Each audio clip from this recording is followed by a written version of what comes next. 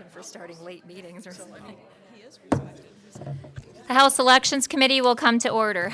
Would the clerk please take the attendance? Chair Cerniglu. Here. Representatives Wagella. Here. Pope. Here. Colzar. Here. Burns. Here. Churches. Present. Smith. Present. DeBoyer. Here. Madam Chair, you have a quorum.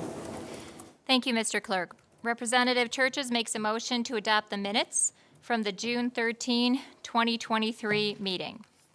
Without objections, the minutes are adopted. For today's agenda, we will have testimony on several bills, so we will get started by going at ease.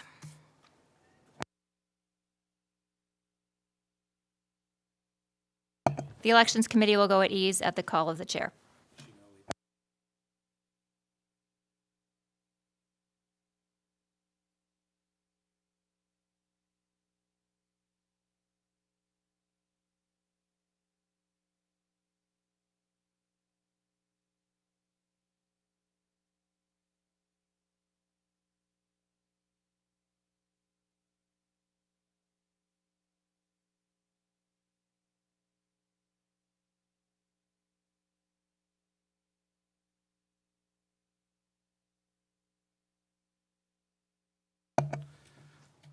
The Elections Committee will come back to order.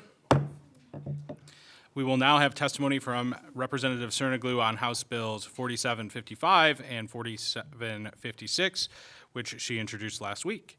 The representative is joined at the podium by Lansing City Clerk Chris Swope. Swope. Swope. Third time's a charm. Same O as in vote. Vote, swope. Thank you, Vice Chair Wagella. Collectively, this bill package allows for the processing and tabulation of absent voter ballots before Election Day. Processing can mean different things in different states, but it is typically the first step is to compare the signature on the outside of the return envelope with the voter's signature on record to ensure a match.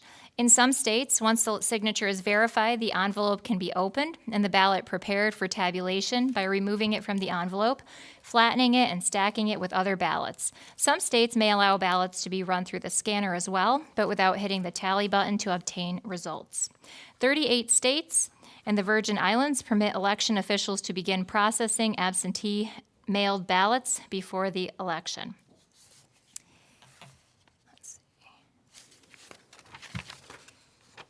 Counting is the act of tallying the votes on processed ballots for a result. Like processing, the definition of counting or tabulating or tallying can also vary by state, and some states may consider counting to include scanning ballots through voting equipment without obtaining a final tally or result. Here in Michigan, in the fall of 2022 gave the clerks 2 days to pre-process absentee voter ballots, which includes opening the envelope containing the absentee ballot, comparing the signatures on the envelope and ballot with the signature on file, and getting the ballot ready for tabulation. The actual accounting and tabulating of absentee voter ballots cannot start until 7 a.m. on Election Day.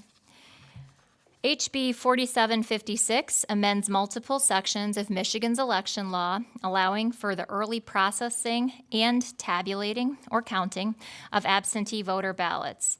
In particular, it provides several things. It allows a city or township to establish Election Day vote centers to tabulate ballots cast by electors who registered to vote or updated their voter registration on Election Day under certain conditions. And it prescribes requirements for Election Day vote centers. There are quite a few requirements here, and we'd be happy to go in greater depth. Should the committee like to ask those questions? It also modifies the requirements for processing and tabulating absent voter ballots. For pre-election day tabulating of absent voter ballots, this bill allows for absent voters to personally put their marked absent voter ballots into a tabulator at either the absent voters' election day polling place or early voting site. So for this particular provision, this is when voters come in and they have an absentee ballot, they don't have to spoil it if they want to engage in the act of putting it in their tabulator. If the tabulator is set up to, and rather programmed to be able to accommodate that, then that will be allowed. Also, pre-election day processing and tabulation of turned-in absent voter ballots for municipalities with a population of at least 5,000 can start 8 days before Election Day. And then HB 4755 amends the Code of Criminal Procedure as it pertains to a person who discloses how a ballot was voted or discloses election results before the polls close. And I have Clerk Swope with me to provide any additional information on these bills that he feels is important for the committee to know. Clerk Swope. Thank you, Representative Cernoglu and members of the committee. Yes, this is a very important bill. In 2020, we were given for the first time in Michigan the ability to do some pre-processing of absentee ballots, but we were not allowed to actually scan the ballots into the voting machine. And it actually turned out to be a pretty inefficient way to handle ballots. We ended up handling ballots multiple times that should have been handled once. And even with pre-processing that Monday before the election, we ended up in the city of Lansing finishing up our election day or our AV counting board about 8 or 9 in the morning. So my election workers worked basically a 24-hour day, which is pretty tough on election workers of varying ages. So really the ability to actually tabulate and process. And I believe it's more secure because once you finish tabulating them, you're going to seal them in a container, and they will never need to be touched again unless there's a recount or some other action. So to me, that's a very important thing. And the 8 days is a great benchmark.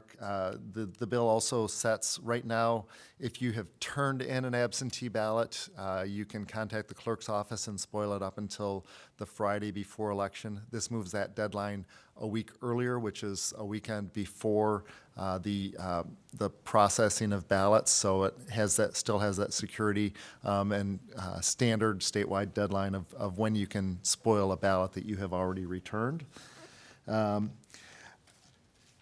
On the issue of a voter being able to turn in their own voted ballot that was sent to them at an early vote site or on an election day, at an election day precinct, I've found over the years many voters love to get that ballot ahead of time and be able to vote and do the research, and then they find out when they bring that ballot in on election day that we have to take it away before we can give them another one. So then they're struggling to remember who it is they wanted to vote for after they've done the research. So under this bill, they will be filling out a new application. So we will have a record that they came in, they voted, and we will just use that same ballot.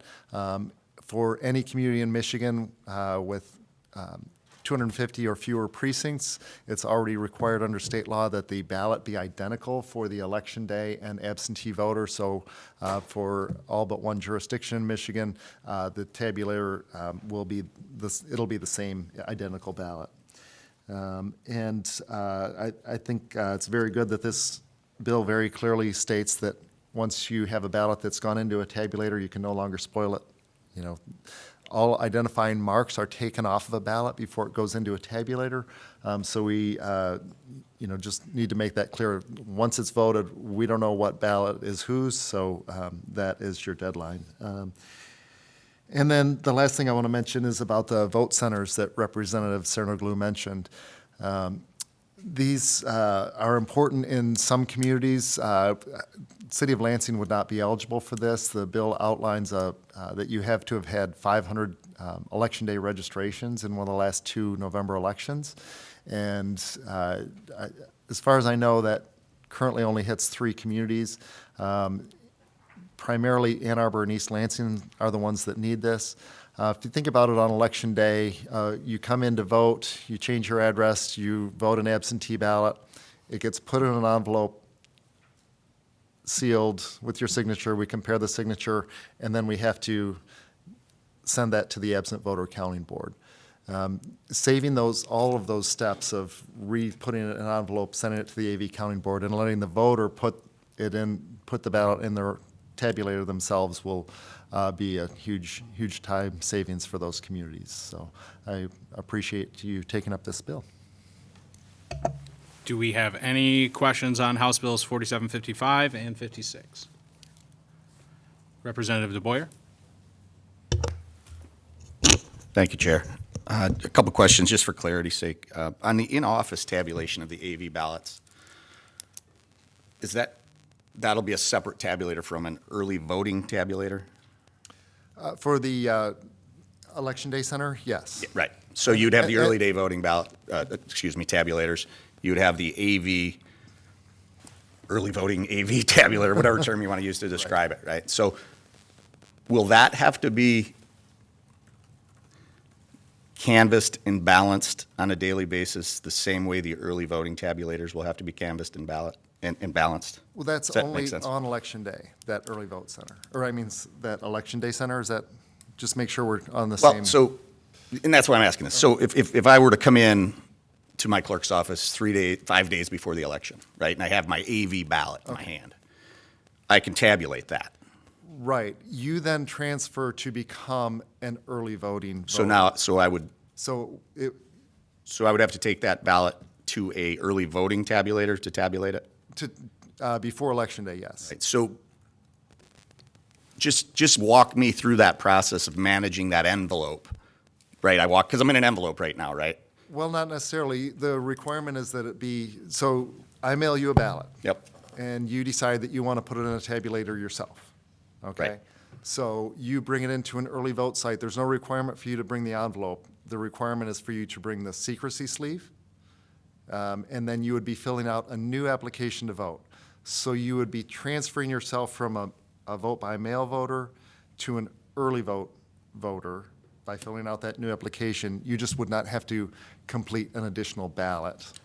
And that's, But that will have to be reconciled at the end of the night, right? Because I'm going to enter a ballot number in a poll book in the early voting location, which was already entered in an AV ballot list created by the clerk when the ballot was issued, right? correct. So we're going to have to reconcile that somehow. Correct. balance So that. through the application, you would be logged into the system that you came in. The qualified voter file, the system should already know that you were issued a ballot and what ballot number that is. So it should be pretty quick for the team at the early vote site to just check in that you are turning in your ballot. And we would do the same validation process, application, indeed that you are the individual that possesses this ballot. Right. Like, we'll be able to reference that ballot that you're Yes. bringing is actually the one you were issued. Right, Right? yes. It's not my Yep. neighbor's or the guy down the street, right? We'll be able to do that. Just a quick secondary, if I may, Chair.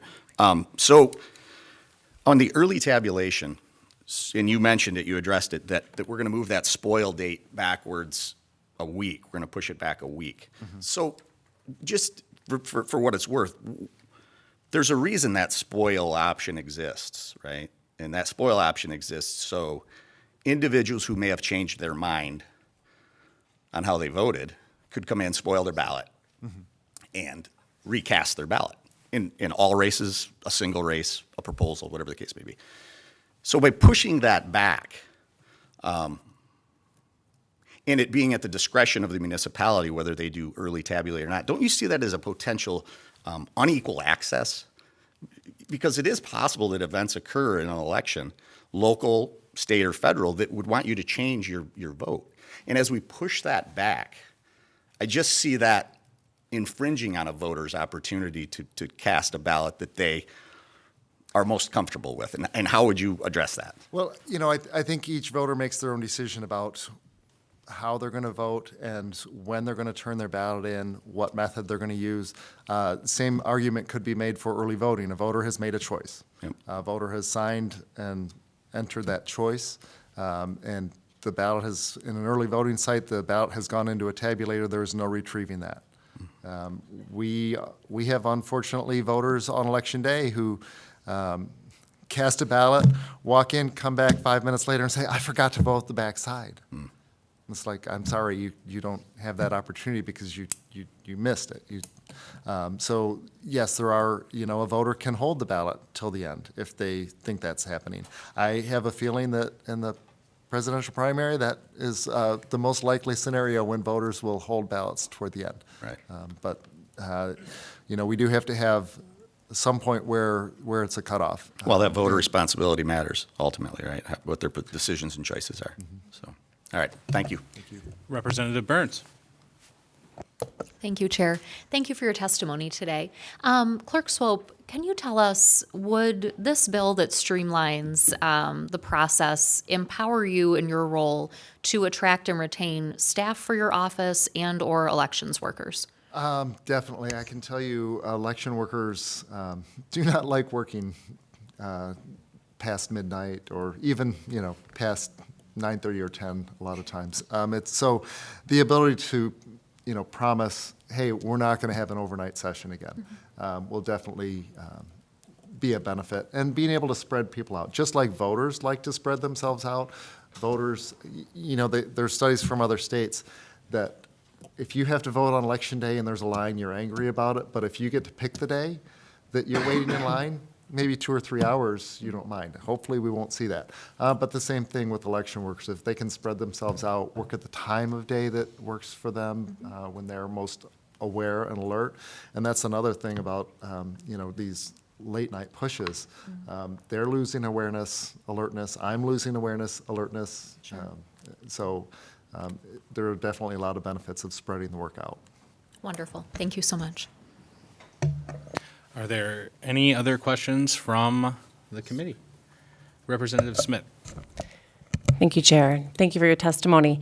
I think you cover a little bit of my question of how these would be tracked in the EP Bull Book, but I do have another one. Can you confirm that it will be a clerk, but what if they're on the ballot and their staff can do this without any oversight? So will this be treated like you would an AV counting board for these early processing? The early tabulation, yes, Yeah. it will be an AV counting board. It will be, And it will be okay. open to challengers.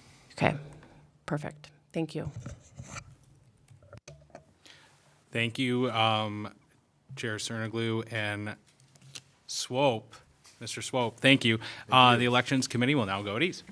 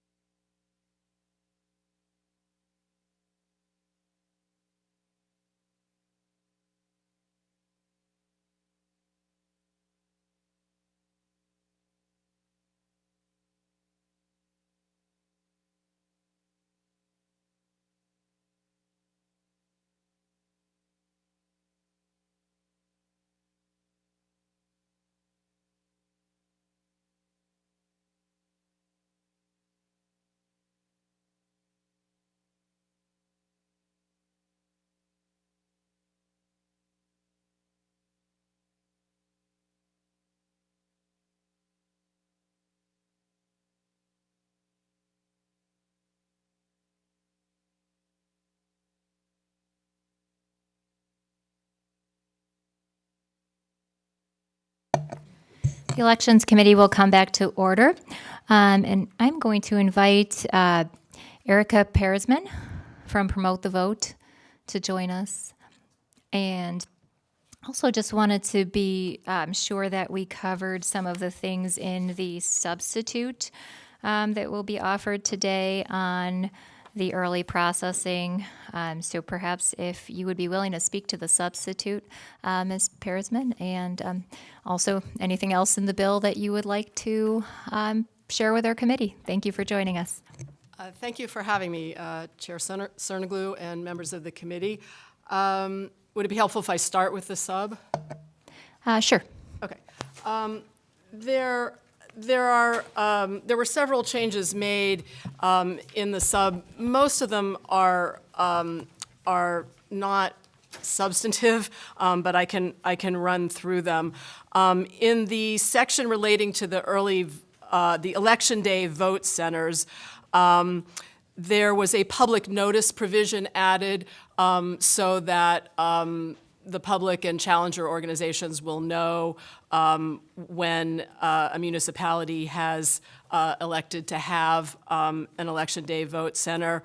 The number of challengers allowed was changed to 1 for every 8 inspectors instead of 6 to conform with the formula that's also used, I think, for the early vote sites. And it made clear in response to a point made by someone on this committee, I believe, that voting after 11:59 p.m. on election day, so that it would actually be the following day, is permitted if someone was in line at one of these election day vote centers by 8 p.m. Then in the bill relating to absentee ballot delivery, there was a slight change to the date and time stamping that has to be on the absentee ballot envelope. The time is only relevant on Election Day because it must be received by 8 p.m. on Election Day. Any other day, the time is irrelevant, and so the clerks asked that that be changed so that they didn't have to put the time on the stamp for days before Election Day. There was an exception added. There's a provision in this bill that says absentee ballots received after Election Day must be rejected and the voter notified. That doesn't apply to the military and overseas ballots now because they can now be received within 6 days after Election Day, so there was an exception made for that. Then in the bill about, the section about absentee counting boards, and this is where the pre-election day tabulation provision is, making it clear that an individual who violates the prohibition on photographing or audio and video recording in these pre-election day tabulation rooms shall be expelled. It's no longer may be expelled, but it shall be expelled. And deleted the requirement that election inspectors be appointed no more than 40 days before Election Day. There was really no reason for that. The clerk said, well, if we can get it done prior to that, why not?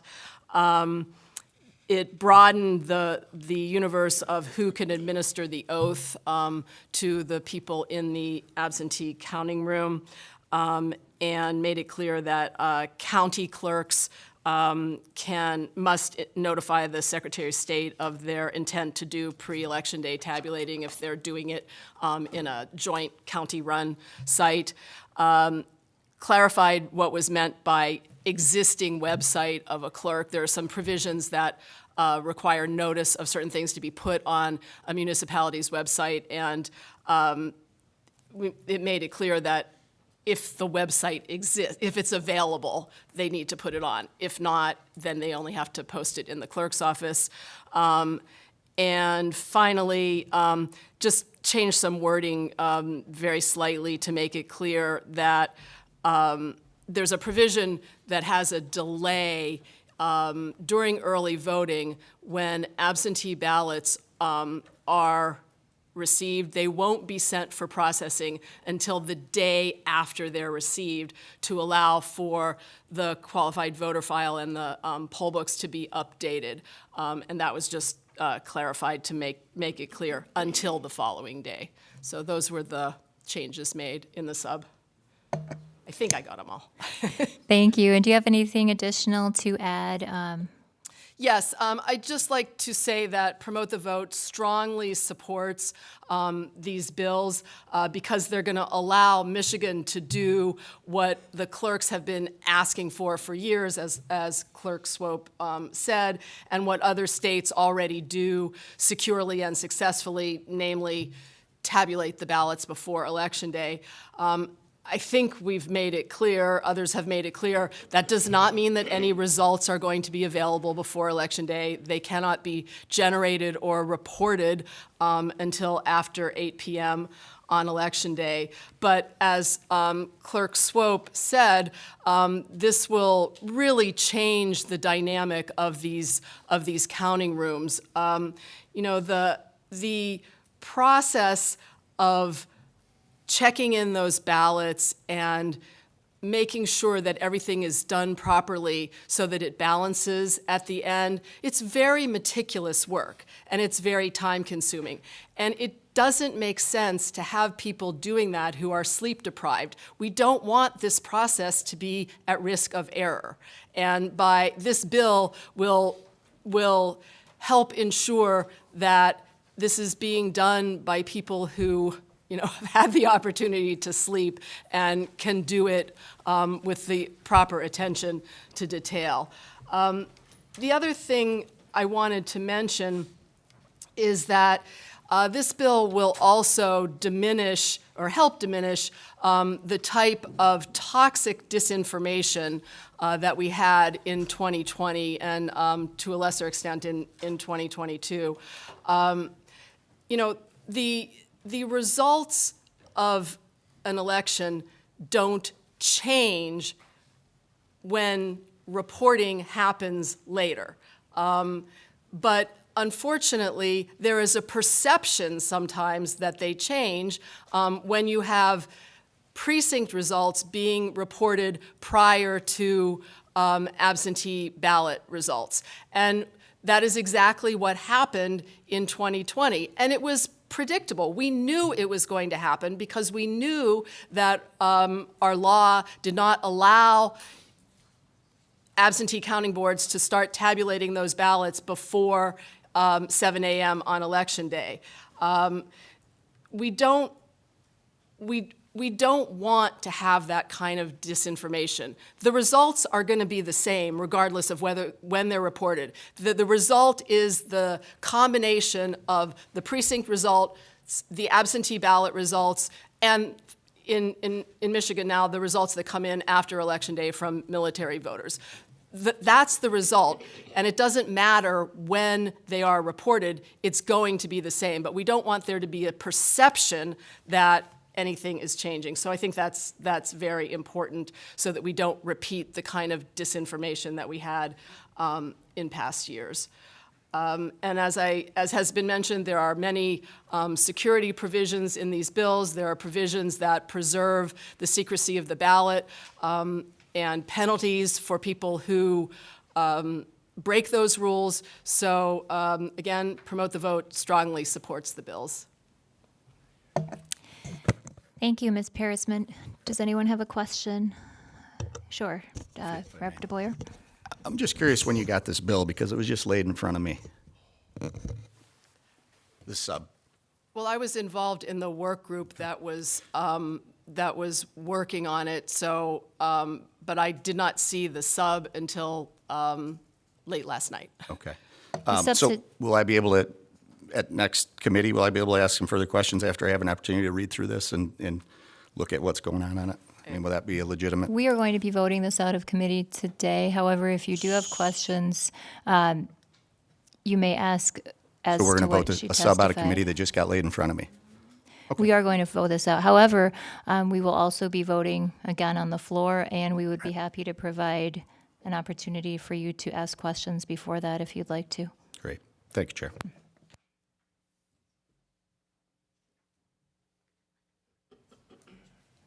Actually, I was just told that this was provided yesterday evening to Representative Smith's office. To myself. No, I'm sorry, to Representative Smith's office. Thanks. Does anyone else have a question on the substitute? Or on anything else from Ms. Parisman? No, seeing no further questions, thank you for your testimony. I see that Sherry Ritchie from PIME and various other groups would like to testify. Ms. Ritchie, are you? Yeah, there you are. Now, if you could please testify only to these specific bills at this time, we'd be happy to give you ample opportunity to address, and the subs, you may also testify to anything you heard regarding the substitute, but let's please keep testimony to these particular bills at this time. Can you name those for me, please? Yes, 4755 and 4756 regarding the early processing and tabulation. Thank you, Chair. Sure. Hello to everyone on the committee. Pardon me. All right, on behalf of Pure Integrity Michigan Elections, Michigan Fair Elections, Stand Up Michigan, and the Freedom Alliance Project, I'm here to make the following statements. I actually will skip my statement on 4755, but on 4756, our groups oppose this bill because of the numerous changes. However, this is the one that just had a substitute, 4756? Yes, it did. So our comments are not written based on the substitute bill. That's They're- fine. They're You- written based on the previous bill, which doesn't even stand at this point, correct? So Only the substitute previous bill bills- is effective now, correct? Yes, but if your comments have been addressed by the substitute, I'm happy to hear that they have been. However, if your comments are your comments, do you feel like your comments are no longer valid under the substitute? You know, it's really hard to say.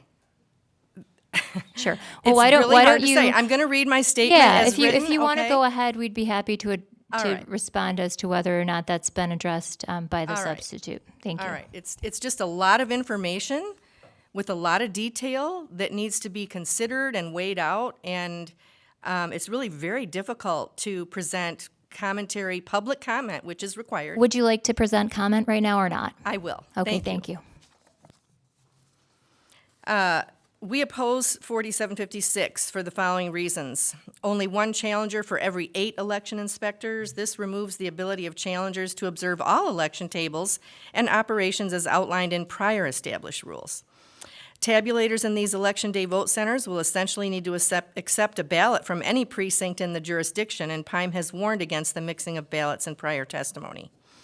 This bill explicitly forbids election inspectors from doing any return envelope signature verification. We wonder why. This also removes the requirement that the clerk post the total number of AV ballots received at 9 p.m. on Election Day. And why is that? There's no limit for the number of precincts that can be present at an AVCB location. PIME does not support the push to centralize elections and believes voters should be able to vote in their own neighborhood with election workers they're familiar with. This inspires confidence in our process. Only one inspector from each major party is required to be in attendance at an AVCB counting board. This would allow only one inspector potentially for one party be present and potentially hundreds from the other party and still be legal. This removes potential political balance requirement in our existing law, and again, we ask why. Tabulated AVCB ballots are required to be placed in sealed ballot containers only after all ballots have been tabulated. That is our statement. Thank you. Thank you, Ms. Ritchie. Does anyone have a question for Ms. Ritchie? Seeing none, thank you for your testimony.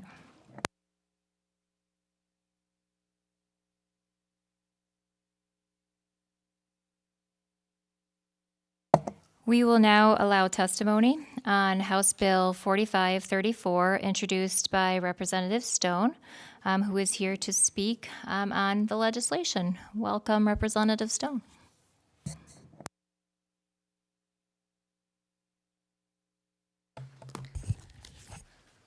Madam Chairperson and members of the Elections Committee, thank you for the opportunity to testify to House Bill 4534 regarding returning citizens' voting rights. Voting is a cornerstone of democracy, and participation of eligible voters is important. One population that can face voter suppression is returning citizens. In my community, along with communities across the state, there is a disenfranchisement of voting rights for returning citizens. Often the lack of participation in voting is confusion due to their voting eligibility status. individual that has been convicted and sentenced for a crime for which the penalty imposed is confinement in jail or prison is not eligible to vote while confined. Once their term of incarceration is completed, returning citizens' right to vote is restored. House Bill 4534 will require the Department of Corrections to include as part of the reentry program the following information. Information that the prisoner has the right to vote once no longer confined, information on how to register to vote, information on the process for requesting an absentee ballot, and the dates for upcoming elections. It's a simple, common sense idea to make sure that all eligible citizens know their rights on voting. Thank you, Representative Stone. Do we have any questions on these bills? I do not see any questions. However, I will ask a question. What inspired you to introduce these bills, Representative Stone? So having town halls in my community regarding voting rights, I was approached by several returning citizens who had worked with other returning citizens on making sure that they knew what their rights were. And this has been a problem in the community, and we want to make sure that it's addressed. Thank you, Representative Stone. We appreciate your testimony, and we look forward to considering this legislation at a future hearing. So thank you.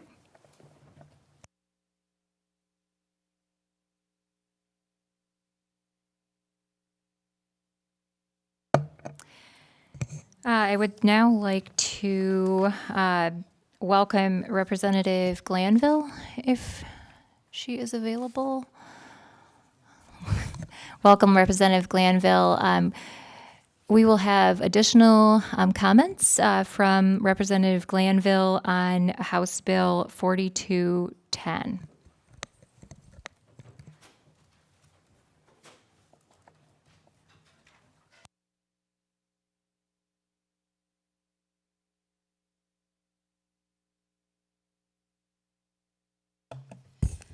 Thank you, Madam Chair and members of the committee. I come before you today to provide additional testimony in support of my Bill 4210, which aims to implement electronic absentee ballot return for spouses and dependents of active military personnel absent from their place of residence. So you might recall I was here with you a few weeks ago in initial testimony, and I do welcome the opportunity to join you again today to provide a little further clarification around the bill. So first, just want to give you a brief history of this bill. Last fall, with broad bipartisan support, the legislature amended Michigan election law in part with the following language, and I quote, "The Secretary of State shall promulgate rules that establish policies and procedures for the electronic return of voted ballots by eligible members." And the amendment further stipulates that, quote, "The Secretary of State may develop and maintain a secure web portal on the Secretary of State's website to facilitate the electronic return of voted ballots by eligible members." So as it reads, the use of that electronic system is limited to eligible members, and the definition of that is a member of a uniformed service on active duty or a merchant marine. So as you can see, that amendment provided the necessary permissions to allow the Secretary of State to establish policies, procedures, and to develop and maintain a secure web portal for the purpose of returning electronic ballots, but with a very limited scope. And I think there's been some confusion around that particular point. So while I appreciate that many of us have questions about how such a portal could be designed and operated and maintained, please bear in mind that the law is already in place that names the Secretary of State's office as the responsible party in that work. And her office, I believe, is here as well today, potentially, to clarify that process where they are to date.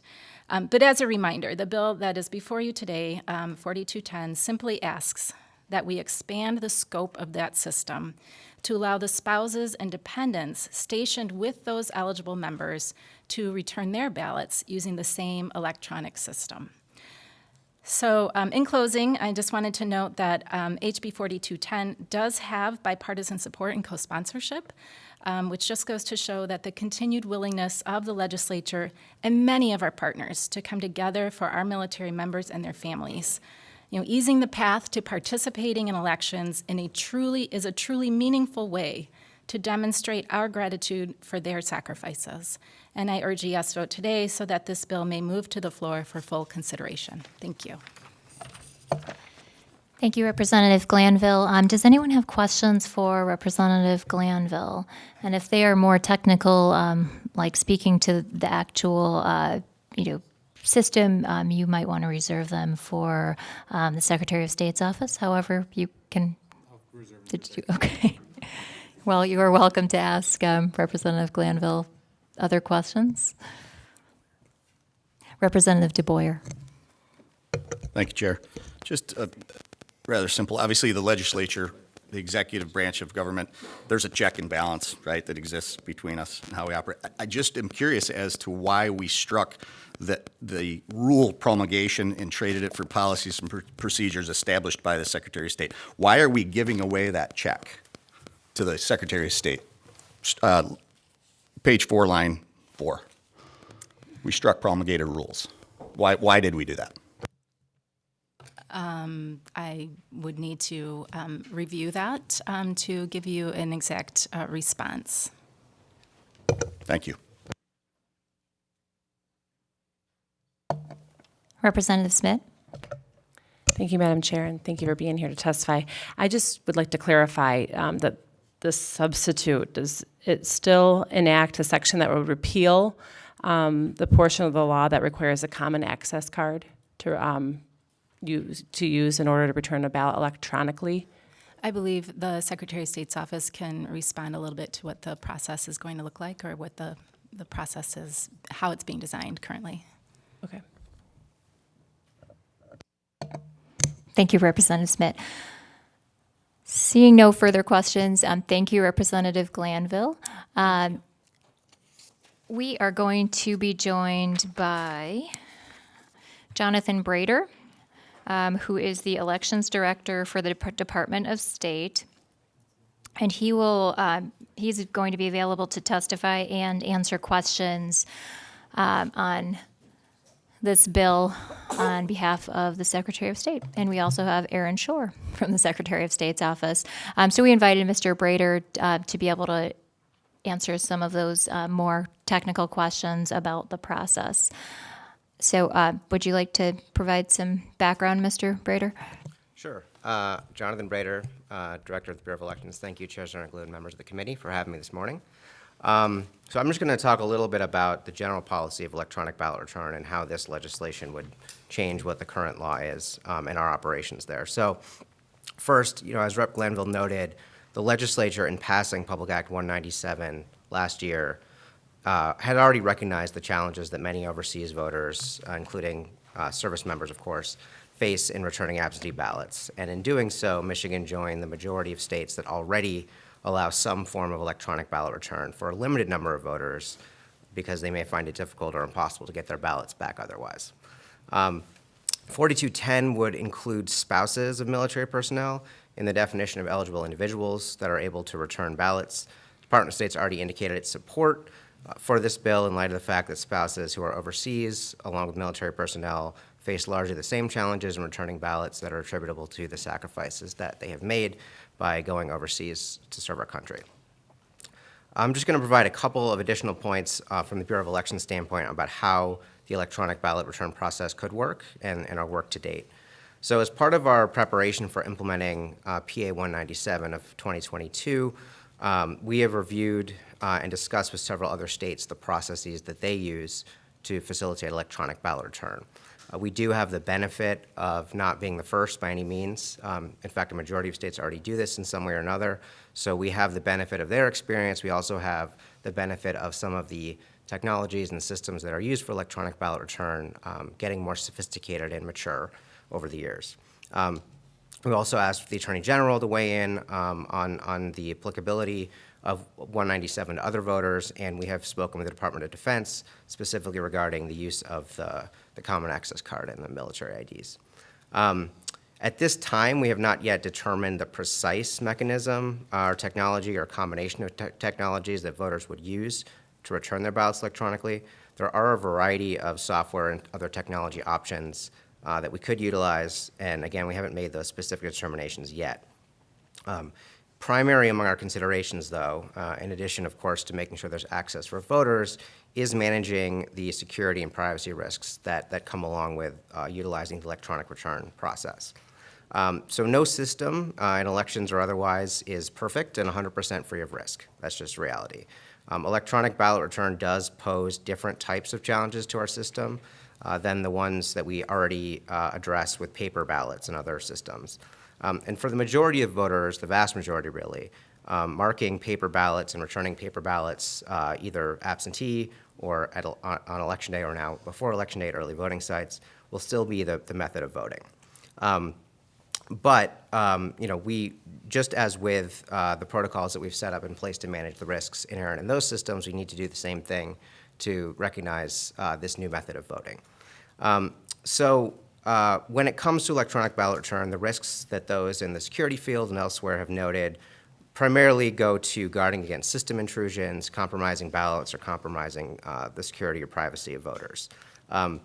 We haven't seen these potential risks be exploited in elections in the states, again, the majority of states that have used them, but mindful that there's always a possibility, we need to take a number of steps to manage and mitigate those risks as much as possible. So the Department of Homeland Security, in cautioning about these risks, has noted a few things that should be done to mitigate them. One of those is making sure that the domains and the portals used are secure, that they use the most secure domain possible, network security on all processes that are managing the transmission and storage of the ballot data. So that includes things like firewalls, Albert sensors, monitoring of the networks. It includes, of course, making sure software is the most sophisticated and up-to-date and patched at all times. It includes the use of multi-factor authentication and, when possible, secure encrypted connections to transmit data. And then, obviously, making sure that the coding and the other elements of the system are up to date and are tested. So various combinations of these need to be utilized as much as possible to mitigate these risks. Another thing that we're looking at is preventing these attacks from occurring at scale. So putting various obstacles in place to an individual or entity that would try to exploit those things so that they would have to overcome multiple different obstacles and multiple different systems to actually attack this at scale. So that can include using different methods of different software programs to send and receive the ballots. It can include voter tools that are used to verify that the file received is the same as the file sent. And also we're looking at some emerging areas and using paper as a backup as part of the auditing process. So there's a lot of different ways that we can secure the system, that we can mitigate and manage the risks, and it's important when looking at some of the security concerns that are raised to look at the specific system that we will have in place as opposed to generalized concerns about electronic return. So that's what we're trying to get to. As far as that process and the effect of adding spouses, I don't really see a significant change in either the nature or the scale of the risk. Looking at the numbers, for example, in 2020, the last presidential election, we had about 27,000 registered and eligible UOCAVA or MOVE or overseas voters. Of those, about 6,000 were uniform service. So that's roughly the population of military voters we have is about 6,000. So adding spouses to that, I don't know how many more that would be, but a few thousand at most. We're talking about adding to that in terms of scale. Another thing that I think we have to keep in mind when looking at this policy in general is the status quo that we have for military voters, for other voters overseas, is not working for them. We had about 27,000 ballots sent out in 2020 to overseas voters. Only 22,000 of those, or about 82%, came back. And that's compared with 91% that came back for domestic absentee ballots. So we're already seeing a significant drop-off there for military voters and others who are able to even get their ballots back to us. I will note that 82% is actually higher than most states. So we're already doing a lot at the Bureau of Elections. We spend a lot of time following up with clerks. Clerks are very diligent about communicating with voters. So I think in many ways we've already maximize what we can do under the paper system to get these ballots back. Certainly, having more time, under Proposal 2 and the legislation that was passed to count those ballots if they're postmarked will help a bit, but that's not going to totally get us to where we need to get. The other thing that I would note is that if you look at the 22,000 or so that came back in 2020, about 1,000 of those, or about 5% of those, were rejected. And that's much higher, again, than the domestic rate, which is less than 1% rejected. So we're seeing, even when military overseas voters get their ballots back, still facing a higher chance of not getting that ballot counted. I believe that the primary reason for that is that they don't arrive on time. Again, having extra time for it to arrive will help, but it's not going to solve the problem in all cases. Certainly an extra 6 days is going to be beneficial, but with some of the unpredictability of overseas mail, particularly in areas where people may be stationed, we're still going to have this problem. So it's important to just keep that context in mind when we're talking about the problem that we're trying to solve. There is risk that we have to manage, but right now we have a problem that the legislature's already acknowledged when it comes to military personnel in establishing electronic return. The final thing I'll just note is that, looking at the effect on our current process for adding spouses, I don't think it would really change much. We're going to utilize the same processes that we use to secure the system, to manage risk, to mitigate attempts to attack our system for spouses that we would for military service members. It's not really appreciably different. Certainly, when it comes to the military members, we will utilize, to the extent possible, any benefits that we can that are associated with a Common Access Card.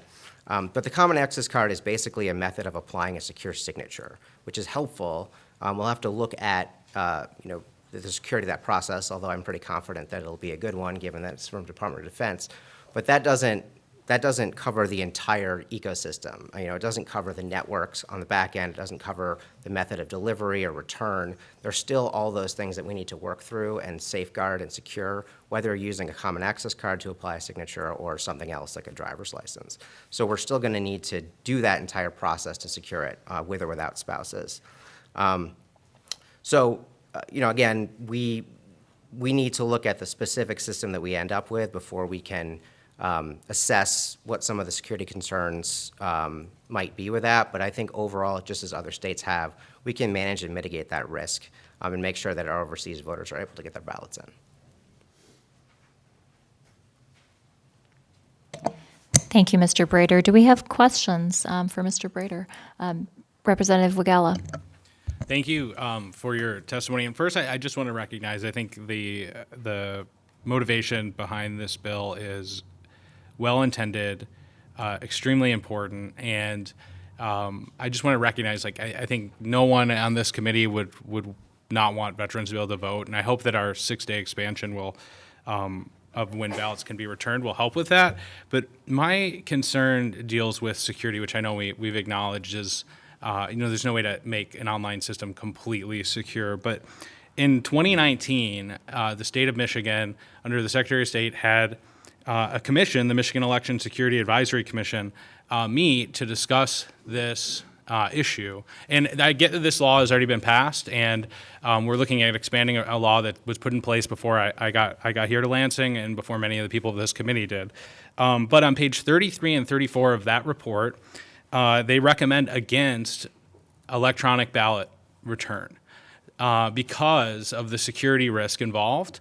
And my question is, has anything significantly changed in this field since that report came out in 2020? Sure. A couple points I'd make in response to that. One, the security of systems are evolving over time. We have seen some development among the programs that are used to return ballots, including things like verification that people using software can do to verify that their ballot's been returned in the same format that they sent it.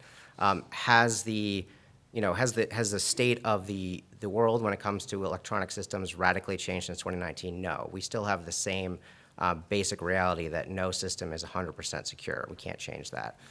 But I think it's important to note that the security field, they are doing their job. They are pointing out the risks that are inherent in processes like this. But as policymakers, the legislature has weighed that.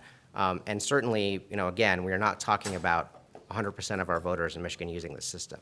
But when it comes to voters that have specific barriers to getting their ballots back, which is evidently the case. I mean, there's just no getting around the fact that without systems like this, some voters are going to continue to not have their ballots counted. When you look at the need to consider those voters getting their ballots back and the fact that we can do a lot to manage and mitigate the risk, even if we can't eliminate it, that's, again, the policy determination that the legislature made. And I don't see this bill as fundamentally altering that. The other thing I'll just note is others who have recognized the risk, like the Department of Homeland Security, have also acknowledged that there are a variety of perspectives that need to be considered. And the legislature's job is to take all of these security concerns seriously. These folks are doing their job by raising these things, but also keep in mind that the system that we have with paper alone can only do so much for certain voters. And so that's the balance that I think the legislature has struck, and again, I think would be retaining with this change.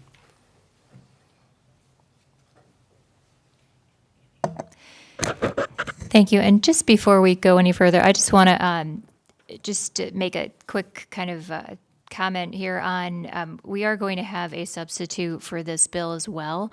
I just want to point out that the substitute is just incorporating some of the changes that the Bueno Senate Bill 259 regarding the 6 days grace period for accepting ballots has already incorporated. So that's what the substitute reflects.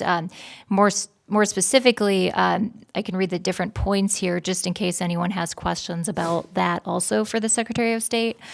So the extension for return in subsection 16, when the ballots are sent out late, only extends beyond the 6-day grace period in subsection 19 if the ballots are sent out more than 6 days late. Subsection 18, that the election could be certified before the end of the 6-day grace period as long as the number of outstanding ballots wouldn't alter the election. And then they delete the eligible member definition using instead the absent uniformed services voter throughout the bill, which includes a spouse or dependent of a uniformed services member or a merchant marine. So some technical changes there to put it in alignment with the Senate bill that's already been passed. And just including that at this time in case anyone on the committee wants to ask questions about the substitute as well as the original form of this bill. And I see Representative Smith, you have a question. Sure. My question's answered, thank you. Oh. Are there other? Representative Wagala. Sorry, I just have one more question / concern that I will list here, I suppose, is so in the election process, right, we usually use private companies to get tabulators, et cetera, which I recognize, but we have possession of those, right? We can see if they've been tampered with. We can see, if they're working effectively, et cetera. My understanding is that through this system, and again, this law is already, this is going to happen. I want to, I'm aware of that. I'm worried about expanding it because private companies will have control of the source code that we would need to use to look at whether the system has been hacked or not. My understanding is Secretary of State will not have access to that information. And I think there's a motivation, maybe if a private company was to be hacked, that private company might not be as forthcoming with that information because that would, destroy their business model. Those are my concerns. I don't know how to address those. But that's just something that's been on my mind. I just want to make sure I speak that. Sure, and I mean, without knowing exactly what system that we're going to use, I will note there are a variety of ways that the state can maintain leverage and control over things like that. I mean, we will go through a process to procure technology, and we do have agreements that we can make with vendors, any vendor we might use, that would require us to have access to that kind of information. There's also external entities like, again, Department of Homeland Security that can conduct penetration testing and security reviews. So I do think that there are a number of ways that we could maintain transparency and knowledge and control over some of those aspects. Even if I may just add, I just want to recognize that if we're going to have overseas electronic voting, I think it should be expanded for sure. Electronic ballot return, let me be very clear. I think my concern is more with the premise of the idea of electronic ballot concern. So the bill, like the idea of expanding it, I think that makes logical sense if we're going to have it. Thank you. Just a quick question. Are there penalties associated with any type of attempts to infiltrate a system like this or misuse this data? I don't think the legislation specifically covers that, but election infrastructure is critical infrastructure. It's been designated as such by the Department of Homeland Security.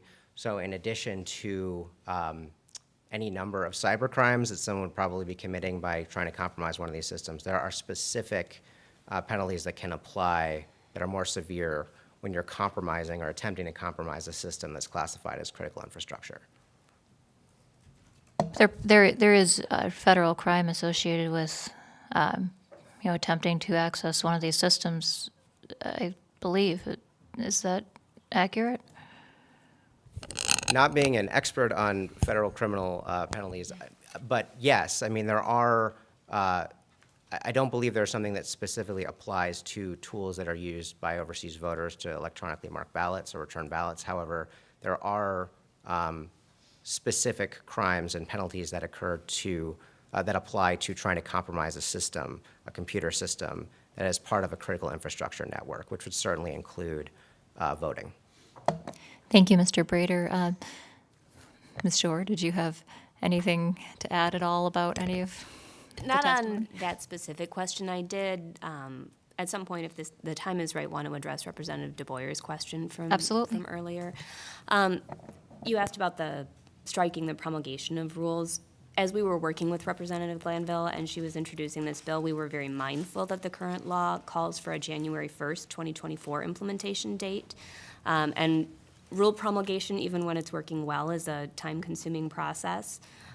We have raised with the chair, or excuse me, with the bill sponsor, the question of whether aiming for that date is in fact the right goal, as much as we would like to bring spouses and dependents on, or bring our military members electronic return of ballots by next year. It did take longer for the Attorney General to respond than we had initially hoped, and we want to make sure we're setting up the system the right way. So I would say if we do look at perhaps pushing back implementation of the current law, that would allow us to have a conversation about promulgating rules.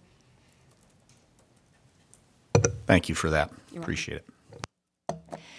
Thank you. Does anyone have additional questions? Seeing none, thank you for your testimony today. We will now have,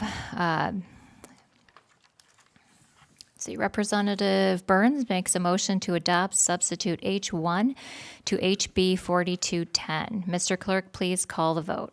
On the adoption of the substitute, Chair Cerniglu? Yes. Representatives Wagella? Yes. Pope? Yes. Colzar? Yes. Burns? Yes. Churches? Yes. Smith? Pass. DeBoyer? Pass. Madam Chair, you have 6 yeas, 0 nays, 2 pass. The substitute is adopted.